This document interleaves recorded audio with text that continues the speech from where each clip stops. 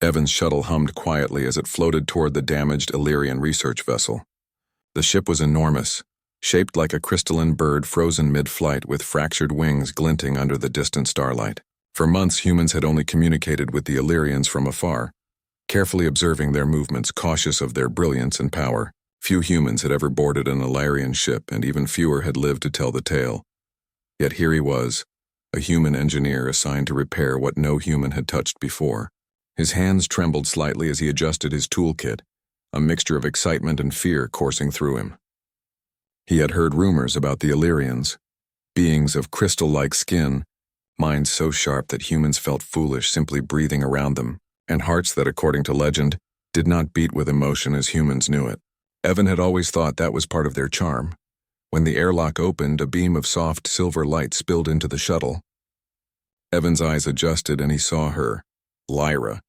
She stood at the center of the docking chamber, her crystalline form reflecting the light in fractured rainbows. Her hair, if it could be called that, shimmered like liquid silver. Her eyes were deep pools of liquid crystal, unblinking and unreadable. At first, she didn't speak. She just watched him, tilting her head slightly as though studying the curve of his mouth or the way he breathed. Evan swallowed and stepped forward. "I'm Evan. I'm here to help with the repairs." Her voice was soft but precise, each word crystal clear and deliberate. "I am Lyra," she said. "Your methods are human. They are inefficient, yet I observe them with interest." He blinked. "I'll take that as a compliment." For days they worked in silence, repairing the fractured wings of the vessel. Evan marveled at the Illyrian technology. Panels that responded to thought, energy conduits that shifted light instead of electricity, machines that seemed alive. Lyra moved around them gracefully, her fingers brushing against conduits and panels, her crystalline form leaving faint traces of shimmering light wherever she touched. He tried to talk to her. "So, do you ever get tired of this? Constant repairs, missions, calculations?" She paused, her head tilting. "Fatigue is irrelevant. Efficiency is paramount," he laughed softly. "Humans don't work that way." "Sometimes. We work for fun or for feeling good." Her gaze lingered on him a moment longer than before. "Feeling good?" she repeated, almost as if tasting the words. That night, Evan stayed in the ship's observation deck, watching distant galaxies spin in silent rhythm. Lyra appeared beside him without warning, her light softly illuminating the room. "You are awake late," she said. "Do humans not sleep?" "I do," he said. "But I can't sleep when there's work to do or when there's something interesting to watch." He gestured at the stars. "It's beautiful, isn't it?" She stepped closer, tilting her head. "It is visually appealing. But why do you watch it with longing?" He smiled. "Because it makes me feel something, joy, wonder, hope, things you don't feel." Her eyes flickered, the crystal light inside them dancing like sunlight on water. I do not understand." Over the next few days, Lyra began to change subtly. She started imitating small human gestures, smiling faintly when he joked, occasionally asking questions about his life on Earth. At first it was awkward, mechanical even. But gradually her movements became smoother, more natural. She laughed once, a soft musical sound that made Evan's chest tighten. He had never thought an Illyrian could laugh. One evening as they worked on a delicate power conduit, she froze, her hand hovering above the panel. "Evan," she said softly, "why does your pulse quicken when you speak to me?" He looked at her, surprised. "My pulse? You can see that?"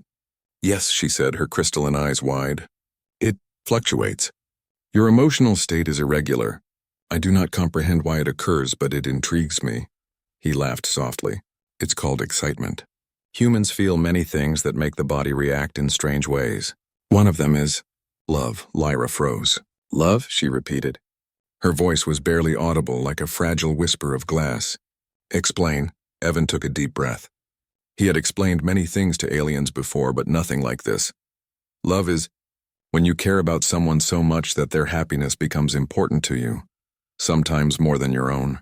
It makes you feel joy and fear and hope all at once. It's complicated, but it's what makes life worth living." She listened silently, tilting her head as if turning his words over like a gemstone. Her eyes, normally so steady, flickered with light. Confusion, fascination, maybe something closer to curiosity. Days passed. The repairs continued, but now there was a different energy between them. Evan noticed the way she lingered near him, how her hands brushed his more often than necessary, how she seemed to watch his expressions with careful attention. One afternoon he asked her, "Lyra, do you feel something when you're near me?" She hesitated, the silence stretching long enough for him to doubt himself. Then she whispered, almost trembling, "I do not know, but my pulse, it changes, and when you are near, it is brighter." Her words struck him like a shock of electricity. "That's incredible," he said softly. "That's exactly what it's supposed to feel like." They were interrupted by a sudden alert. The Illyrian Council had detected the repairs and sent a recall order for Lyra. She was to return immediately for reconditioning, her emotional responses deemed dangerous and irregular. Evan's heart sank. "Lyra, you can't just leave. They'll erase whatever this is." She turned to him, her eyes glinting with fear and defiance. I do not wish to be erased." Her voice cracked, the first real sign of human-like vulnerability. "Do it again, human. Make me feel that warmth once more." Evan reached for her hand. The touch was electric. Her skin, crystalline and cold to the touch, hummed faintly against his warmth.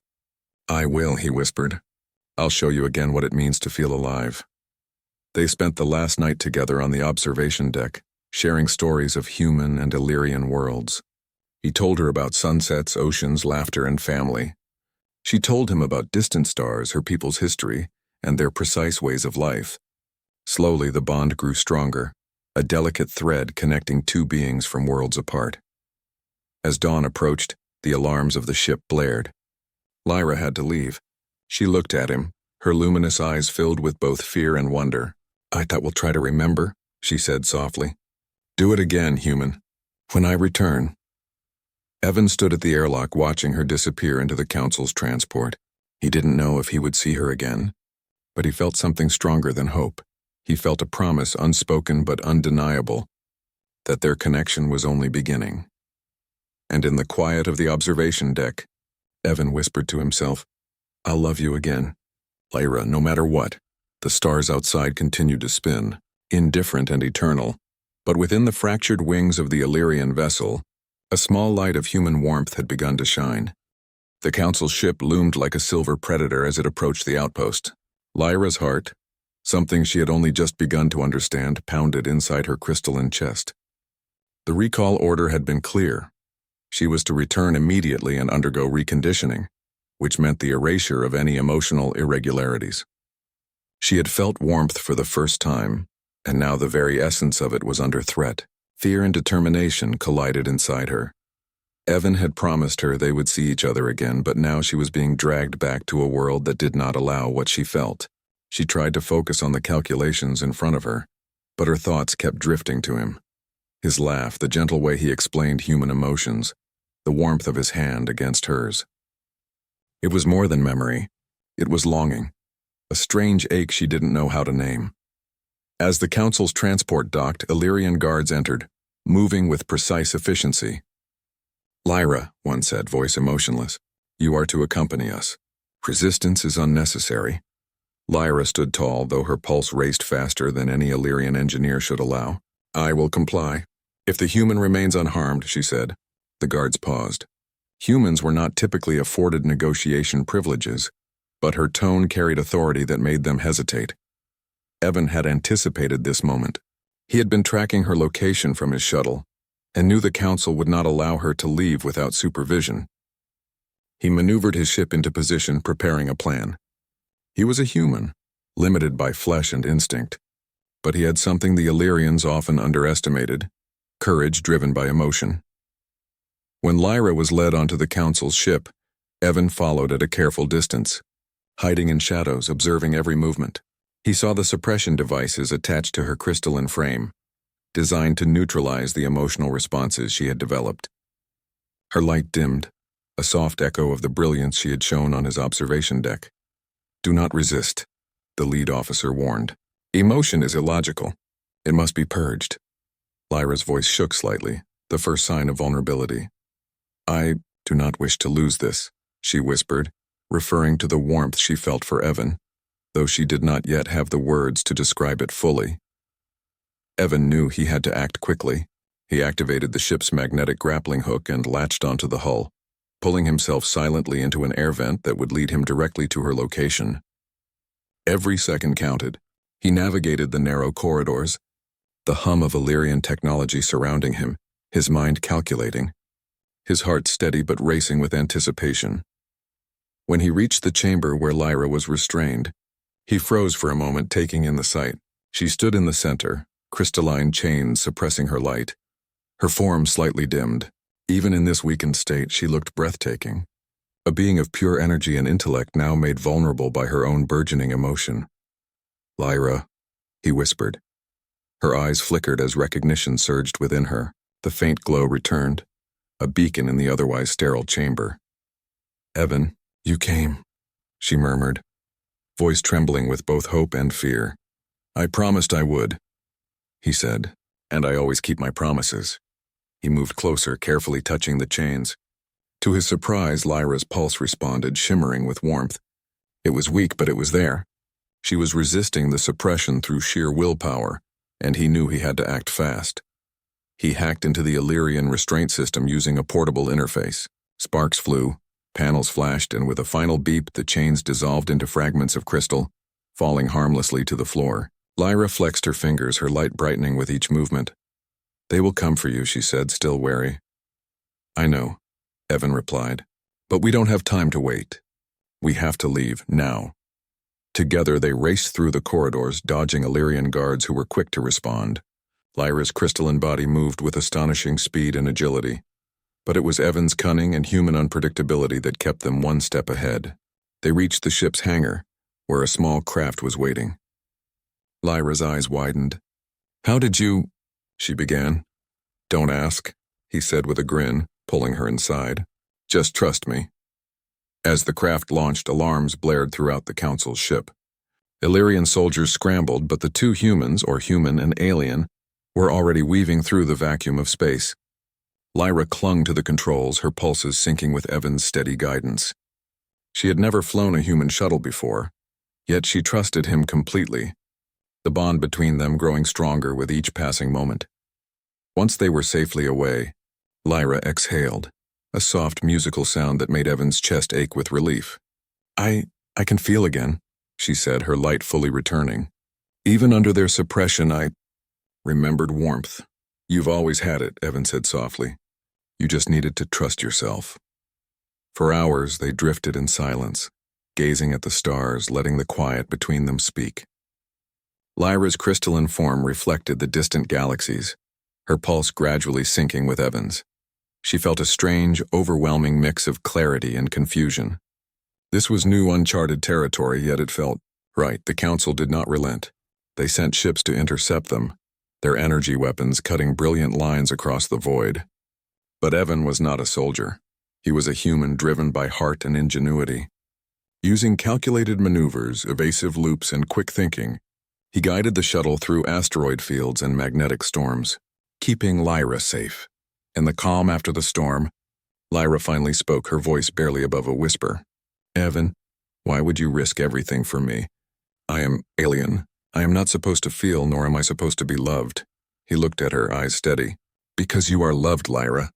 Not because you are alien, but because you're you. And because some things are worth fighting for, even if the whole galaxy is against us." Tears, if one could call them that, given her crystalline form, flickered in her eyes. "Then let us not return," she said. "Let us find a place where no one can take this from us." Evan nodded. "A place of our own, somewhere we can exist, together." They set a course for an uncharted system, a hidden nebula far from the eyes of both humans and Illyrians. The shuttle slipped silently through the stars, carrying two hearts, one human, one alien, bound together by trust, courage, and the warmth of new emotion. During the journey, Lyra learned more about human customs, laughter, music, storytelling. Evan, in turn, marveled at her intelligence, her perception of the universe, and the way she felt things he had only ever dreamed of sharing. Slowly, the walls of fear and logic that Illyrians were known for began to crumble around her, replaced by curiosity, affection, and a fragile but growing love.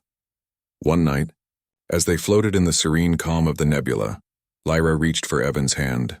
Her crystalline fingers were warm now, radiating light that pulsed in harmony with his heartbeat. "Do it again, human," she whispered, echoing the words that had first shattered her rigid understanding of life. Love me again, Evan smiled, squeezing her hand gently. Always, he said. And so, under the silent watch of distant stars, two beings from entirely different worlds began a journey that defied expectation. One was human, driven by heart and instinct. The other was Illyrian, a being of logic and brilliance, learning the strength and beauty of emotion. Together they found courage, warmth, and a new kind of life, a life in which love, once forbidden, became their greatest power.